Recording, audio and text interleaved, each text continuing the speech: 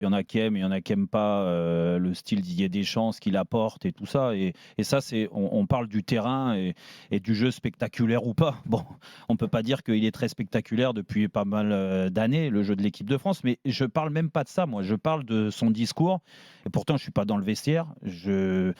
J'essaie de comprendre plus ou moins ce qu'il met en place et ce qu'il doit mettre en place. Oui, puis tu le connais bien, c'est aussi ton ami et tout, donc tu peux vraiment parler Non, mais en profondeur, quoi. du gars, tu sais, tu rigoles de ça, mais je pense que de toute façon, et on a connu des entraîneurs comme ça, et sur le long, ils peuvent pas se réinventer en termes de communication.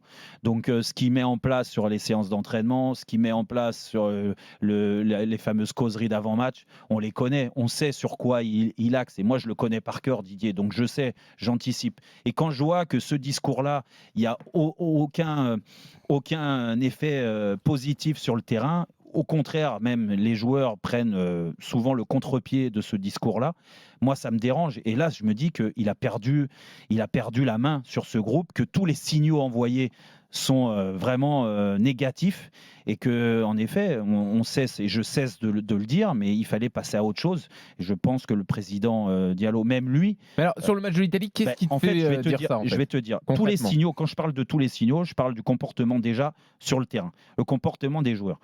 J'ai revu le match encore, je me suis fait mal, mais j'ai revu le match ce matin parce que j'ai entendu plein de critiques sur certains joueurs. Ah, il y a des joueurs qui ont été au niveau, d'autres pas du Oui, il n'y en a tout et pas tout ça. beaucoup qui ont Mais été au niveau. au niveau, il n'y en a pas beaucoup Il y en et a qu'un. tu as raison.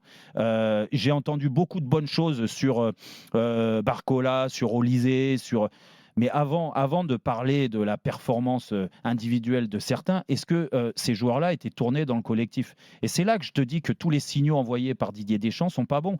C'est que Didier, quand tu vois qu'une équipe, au bout de 20 minutes, elle est coupée en deux, que les 4 joueurs offensifs, je mets les 4 joueurs dedans, Olysée, je le mets dedans, Barcola, Griezmann et Mbappé ne font quasiment aucun effort pour récupérer le ballon et pour bosser en équipe, tu te dis que c'est complètement à l'inverse de ce que demande Didier Deschamps habituellement. Et c'est pour ça qu'il nous habitue très souvent à du béton, parce qu'on l'a critiqué là-dessus, parce que le béton, quand tu as 7 joueurs à dominance défensive, automatiquement, tu sais que l'équipe, elle va pas perdre de pied. Après, tu ne seras pas spectaculaire. Donc déjà, ça m'interpelle. Après, les choix qu'il a, quand il relance certains joueurs, il nous explique que, en effet, il y a de la fatigue, il y a de l'usure, qu'il faut réinventer un peu ses choix, donner la chance à certains.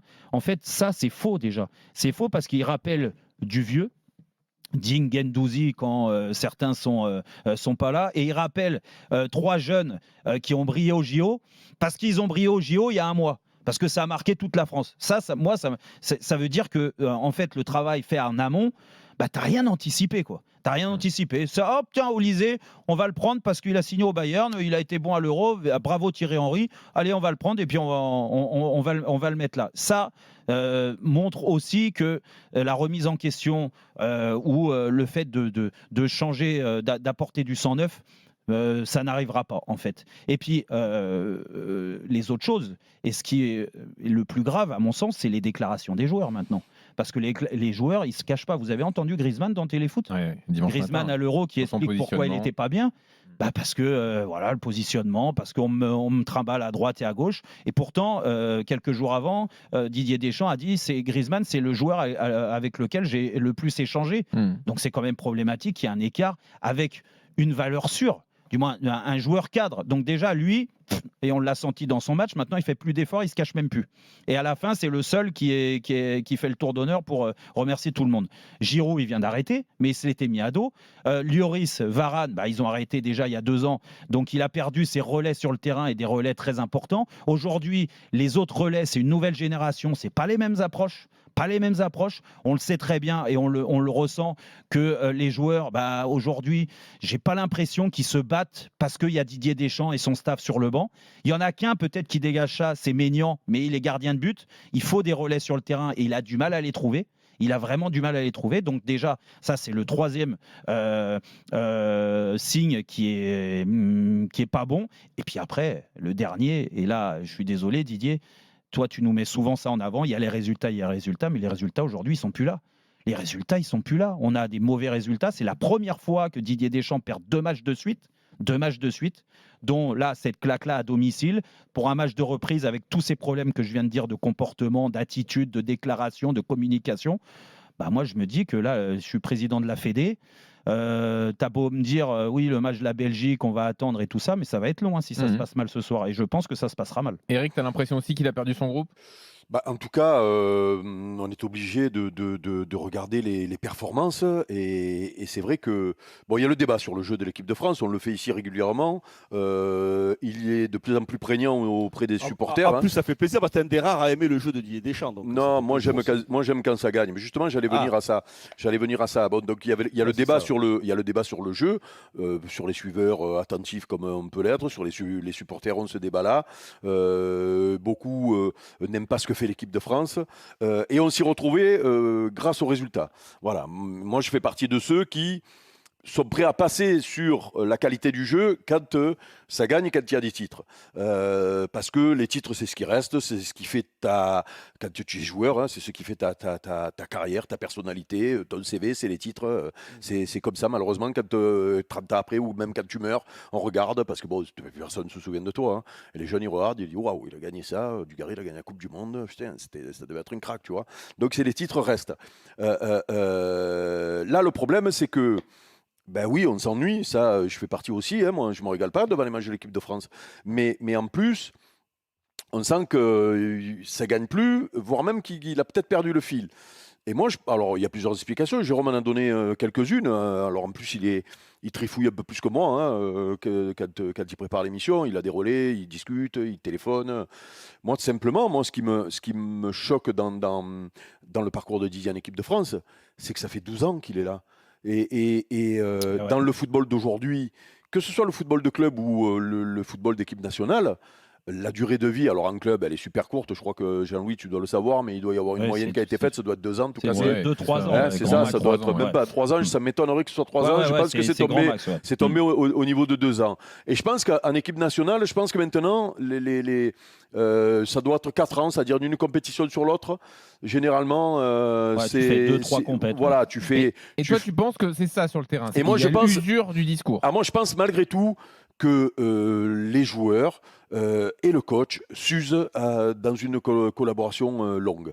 L'entraîneur, dans le discours, tu sais, un entraîneur, quand, je sais pas, moi j'en ai connu beaucoup, parce qu'à l'OM, il en est passé beaucoup, mais je pense que vous aussi, ils ont souvent le même discours. Alors ils tirent des ficelles un peu grosses des fois, mais ils ont toujours malgré tout la même manière de concevoir les entraînements, la même manière de préparer les matchs, la même manière de faire presque les discussions d'avant-match, les causeries d'avant-match de 3 heures avant le match. C'est rare qu'il y ait des fulgurances. Alors Roland, je sais, Courbis, lui, il était spécialiste des fulgurances et ses causeries étaient des shows, mais il y en a beaucoup qui sont ennuyeux où c'est toujours finalement les mêmes choses. Et quand ça fait 12 ans, t'imagines que Griezmann, ça fait 12 ans qu'il est avec Didier. Oui.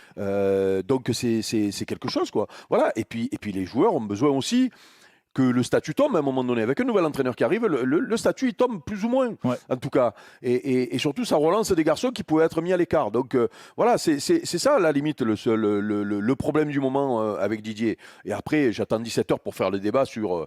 17h demain, peut-être. Mais, non, 19h, pardon. Je suis sur l'heure Moscato Show.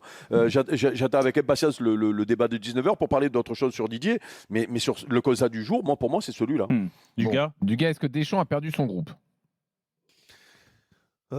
Écoute, ça paraît le cas. Je sais pas, le groupe a perdu toute son énergie, a perdu toute sa volonté, a perdu toute son envie. Moi, c'est ça qui me frappe le plus.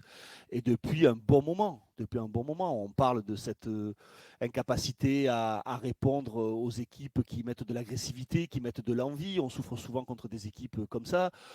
On a vu à l'Euro notre difficulté à mettre de l'enthousiasme, à mettre du rythme, à mettre de l'intensité. On s'aperçoit que là, la rentrée a été plus que compliquée. Moi, je rejoins sur ce point Éric Dimeco. Je pense que quand tu as eu un discours pendant 12 ans, toujours la même chose, toujours le même discours, je pense que les mecs, ils n'écoutent plus. Ils sont lassés. Je pense que quand tu vis les aventures qu'ont vécues ces gars-là pendant 12 ans, c'est une aventure de copains, de groupe, il s'est créé quelque chose. Et quand tu arrives à une période où les gars en qui tu as eu confiance, qui ont eu confiance en toi parce que le discours leur plaisait, parce que ce que tu leur proposais leur plaisait aussi. Il y avait une espèce d'échange entre les joueurs et l'entraîneur. Tu vis quelque chose ensemble, tu partages quelque chose ensemble. Il y a une espèce de relation de confiance qui se dégage, de force. Et ça, on l'a ressenti. Même si ça n'a pas été parfois compliqué, notamment avec Giroud, mais on l'a senti notamment avec Griezmann. Ça a été parfois compliqué aussi avec Benzema, mais dans l'ensemble, avec Lloris, avec Varane, avec plein de joueurs, avec Kanté, il y a eu des choses fortes qui se sont...